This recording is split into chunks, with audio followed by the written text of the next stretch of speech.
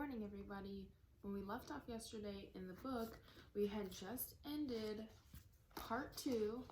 We're going on to part 3, and Winston and Julia were in Mr. Charrington's room above the shop, and the telepainting was revealed to them, and they have been captured by Mr. Charrington, who doesn't look the same. He looks different.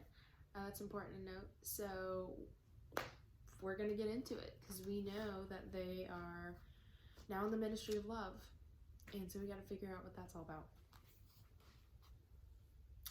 He did not know where he was. Presumably he was in the Ministry of Love, but there was no way of making certain. He was in a high-ceilinged, windowless cell with walls of glittering white porcelain. Concealed lamps flooded it with the cold light, and there was a low, steady humming sound, which he supposed had something to do with air supply. A bench or shelf, just wide enough to sit on, ran round the wall, broken only by the door, and at the end opposite the door, a lavatory pan with no wooden seat. There were 4 telescreens, one in each wall. There was a dull aching in his belly. It had been there ever since they had bundled him in the closed van and driven him away.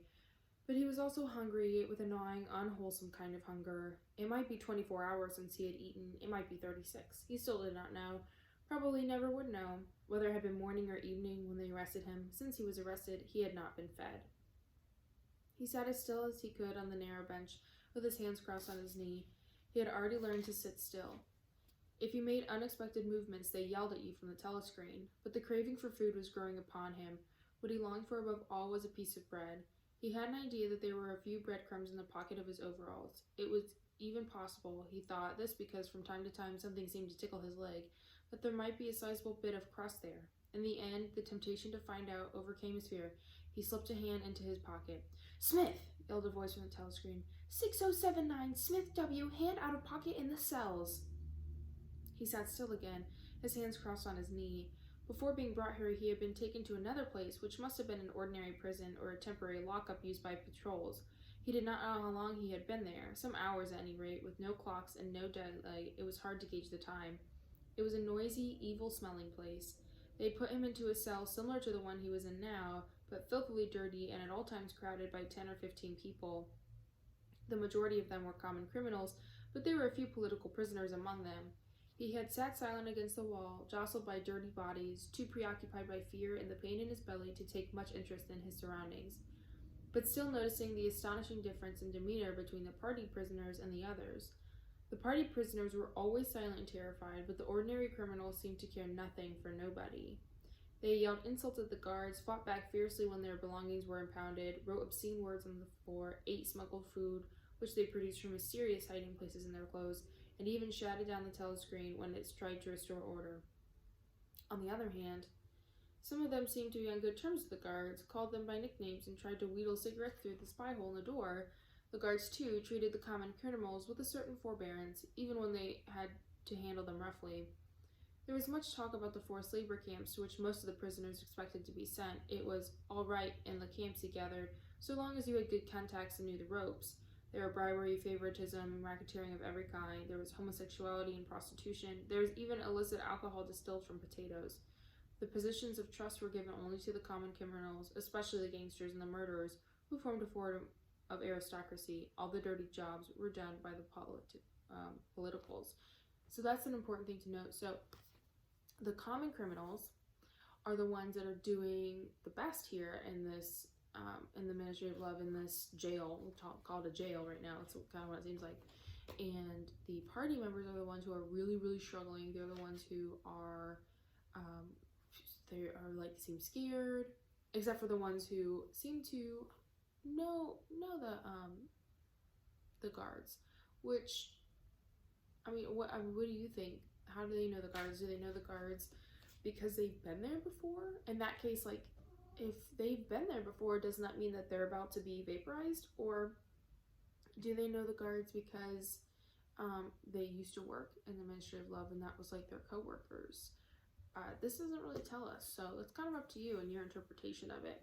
But the other important thing to note is that, the labor camps that they are expecting to be sent to, they know that the criminals are the ones who are given like the jobs that are the best jobs, and the politicals, or the people in the party, are the ones who are given the absolute worst jobs. So they're the ones who actually do all the labor. So that's important. There's a constant come and go of prisoners of every description: drug peddlers, thieves, bandits, black marketers, drunks, prostitutes. Some of the drunks were so violent that the other prisoners had to combine to suppress them. An enormous wreck of a woman, aged about 60, with great tumbling breasts and thick coils of white hair, which had come down in her struggles, was carried in, kicking and shouting, by 4 guards who had hold of her, one at each corner. They wrenched off the boots with which she had been trying to kick them and dumped her down across Winston's lap, almost breaking his thigh bones. The woman hoisted herself upright and then followed them out with a yell of, "F bastards!" Then, noticing that she was sitting on something uneven, she slid off Winston's knees onto the bench. "Beg pardon, dearie," she said. "I wouldn't have sat on you. Only the beggars put me there. Don't know how to treat a lady, do they?" She paused, patting her breast and belched. "Pardon," she said. "I ain't myself quite." She leaned forward and vomited copiously on the floor. Copiously is like a lot. "That's better," she said, leaning back with closed eyes. "Never keep it down, that's what I say. Get out while it's fresh on your stomach like." So now they've got vomit all over the floor in this tiny cell with a bunch of people. Cozy. She revived, turned to have another look at Winston, and seemed immediately to take a fancy to him. She put a vast arm around his shoulder and drew him toward her, breathing beer and vomit into his face. "What's your name, dearie?" she said. "Smith," said Winston. "Smith?" said Winston. "That's funny. My name's Smith too. Why," she added sentimentally, "I might be your mother." She might, thought Winston, be his mother. She was about the right age and physique, and it was probable that people changed somewhat after 20 years in a forced labor camp. No one else had spoken to him. To a surprising extent, the ordinary criminals ignored the party prisoners. The police, they called them, with a sort of uninterested contempt.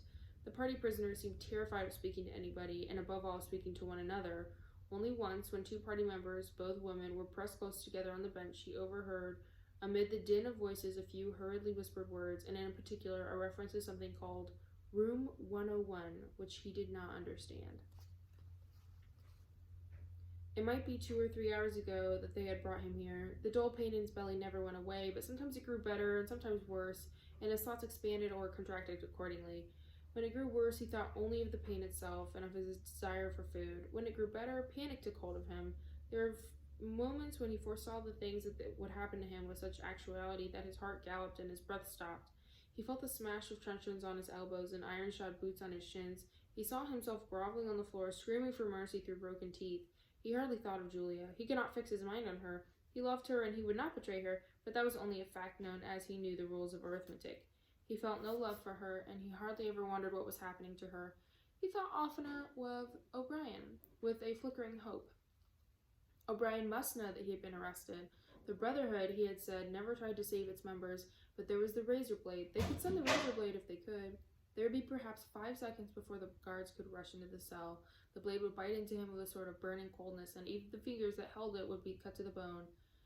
Everything came back to his sick body, which shrank trembling from the smallest pain. He was not certain that he could use the razor blade even if he got the chance. It was more natural to exist from moment to moment, accepting another 10 minutes' life, even with the certainty that there was torture at the end of it. So he's saying that, he knows what's going to happen, even if he doesn't know what's in room 101, and he's hearing this phrase over and over. He has a pretty good idea of what's about to happen, but he doesn't think he'd be able to end his life even if he was given the chance by the Brotherhood. And so he's just kind of existing from moment to moment and waiting for the torture to happen.